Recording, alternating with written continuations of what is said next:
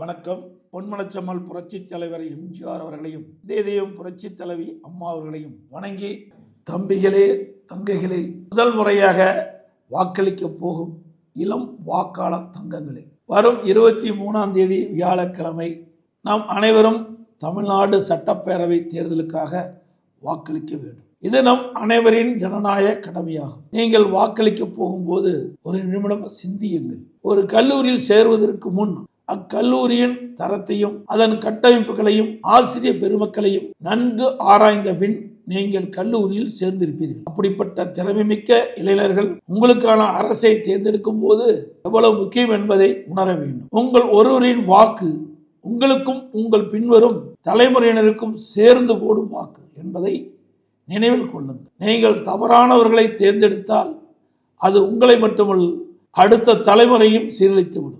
குழந்தைகள், பெண்கள், மாணவர்கள், தொழிலாளர்கள், விவசாயிகள், நெசவாளர்கள் என பல்வேறு தரப்பட்ட மக்களின் வாழ்வாதாரம் உங்கள் ஓட்டில் உள்ளது. அனைத்து இந்திய அண்ணா திராவிட முன்னேற்ற கழகத்தை தோற்றுவித்த புரட்சித் தலைவர் எம்ஜிஆர் அவர்கள் இளைய சமுதாயத்தை மனதில் வைத்து ஆரம்ப கல்வியில் சத்துணவை கொண்டு வந்தார். புரட்சித் தலைவர் எம்ஜிஆர் குறைந்த கட்டணத்தில் ஏழை எளிய நடுத்தர மாணவர்கள் கல்வி கற்க வேண்டும் என்ற தனியார் பொறியியல் கல்லூரிகள், பாலிடெக்னிக் கல்லூரிகள், கலை அறிவியல் கல்லூரிகள் தொடங்க அனுமதி கொடுத்தார். அதன் மூலமாக பல்வேறு நாடுகளில் இந்திய அளவிலும் உலக அளவிலும் உயர் பொறுப்பில் தமிழ்நாட்டைச் சேர்ந்தவர்கள் இருக்கின்றார்கள். புரட்சித் தலைவி அம்மா அவர்கள் பள்ளிக்கல்வி, உயர்கல்வி மாணவர்களுக்காக என்று இலவச சைக்கிள் மற்றும் லேப்டாப் கொடுத்து மாணவர்கள் முன்னேற்றத்திற்கு வழிவகுத்தார்.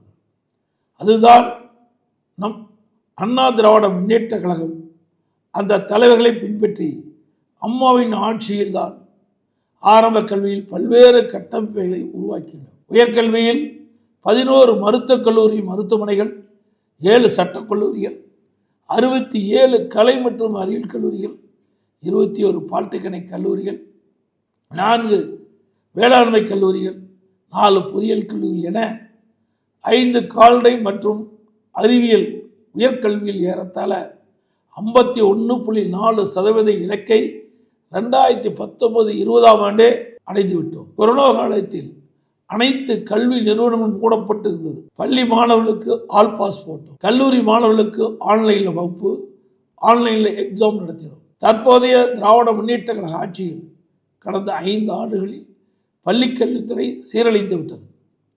மாணவர்களிடையே போதைப்பொருள் கலாச்சாரம் ஊடுருவி அவர்களின் எதிர்காலம் பாதிக்கப்படும் நிலை உருவாகியுள்ளது. இந்த நேரத்தில் படித்த இளைஞர்களாகிய நீங்கள் 2 கட்சிகளிலும் சீர்தூக்கி பார்த்து அதன்படி உங்களின் எதிர்காலத்தில் சிந்தித்து வாக்களிக்க வேண்டும். திமுகவை விரட்ட வேண்டும் என்ற எண்ணத்தோடு உள்ள நீங்கள் உங்கள் வாக்குகளை வேறு யாருக்கும் போட்டு வீணடிக்காமல் அனைத்து இந்திய அண்ணா திராவிட முன்னேற்ற கழக தலைமையிலான தேசிய ஜனநாயக கூட்டணி கட்சிகள் அதிக வாக்குகளை பெற்று அமோக வெற்றி பெறவும், அனைத்து இந்திய அண்ணா திராவிட முன்னேற்ற கழகம் தனி பெரும்பான்மையோடு வெற்றி பெற்று ஆட்சி அமைக்கவும் எங்களது தேசிய ஜனநாயக கூட்டணி கட்சிகள் சின்னங்களான இரட்டை சின்னம், தாமரை சின்னம், மாம்பழ சின்னம், குக்கர் சின்னம் ஆகிய சின்னங்களில் பெருவாரியான வாக்களித்து வெற்றி பெற செய்யுமாறு அன்புடன் கேட்டுக்கொள்கின்றேன்.